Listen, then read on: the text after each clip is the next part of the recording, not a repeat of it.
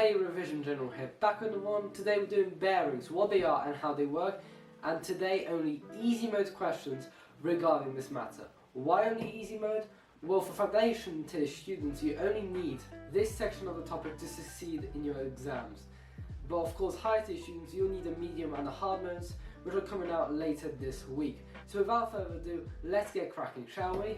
Now we've got easy mode. This is typically the easiest type of question you can get on a GCSE exam regarding this subject. So for question 1 we have here, the angle of B from A is 100 degrees. Calculate the angle of A from B. Now what does this mean? Well, this means that the angle B from A, which is the angle from A, so from line A, which goes clockwise to B, which is this angle here, is 100 degrees.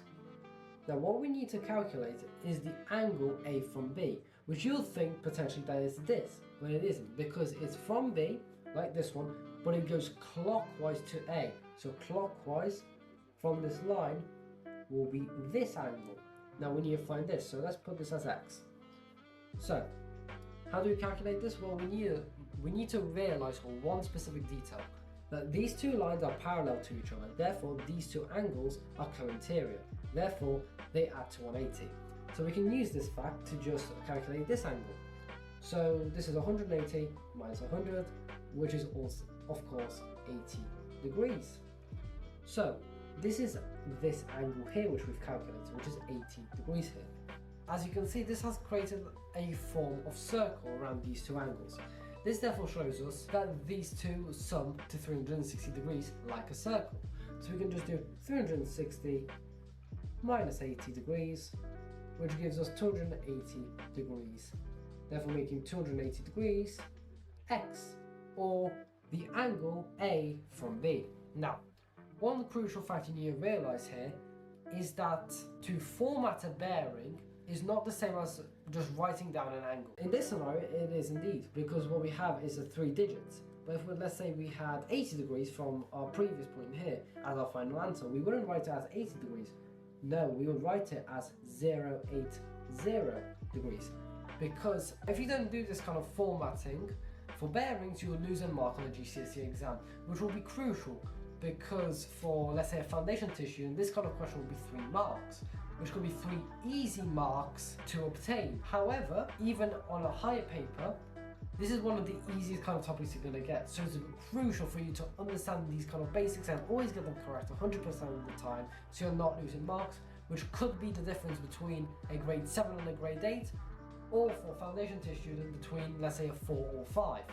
Now carrying on for question 2, we've got here a point B, which we don't have on the sheet here, which is 12 centimeters from point A, which we have, and a bearing of 050.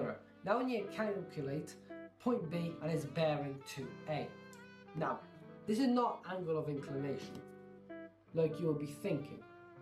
It is the overall bearings angle.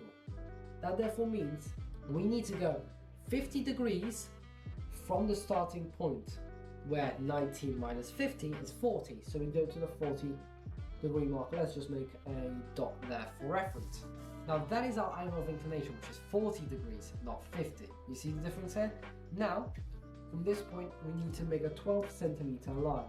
Remember, you need to be very precise here, matching the bottom tip of this line to the dot you created. Obviously, there's leniency in the GCSE exam, so just look over like I am right now, and we just do a 12 centimeter line here.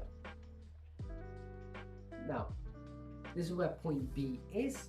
Now, of course, when we do any bearings, we need to make that straight line once more. So we just get our protractor out, we use a straight edge at the bottom for reference, and we just plop our 90 degree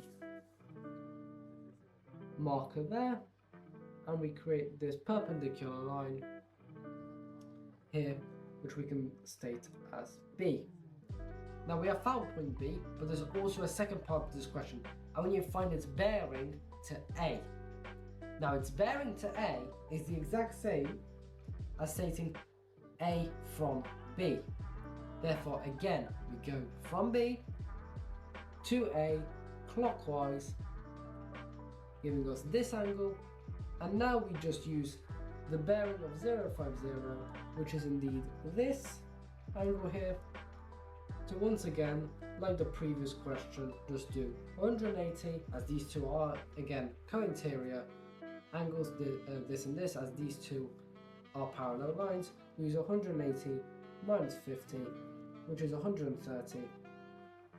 And then finding this, obviously, as 130 degrees, we then do 360, as obviously that, again, is a circle. We go 360 degrees minus 130, which gives us 230 degrees, which is again x here. So x equals 230 degrees. We obviously check our formatting here. Again, it's a 3-digit number with a degree sign. So we're alright here. We can leave it as such. And that was easy mode. Now, if you didn't understand that, watch it again. Obviously, with high-level students, we will go into greater depth later on. But now let's go to the outro and make our final thoughts on this easy mode question. Now, in terms of the easy mode questions we have done today, ladies and gentlemen, these will be enough for all foundation students to ace their exams.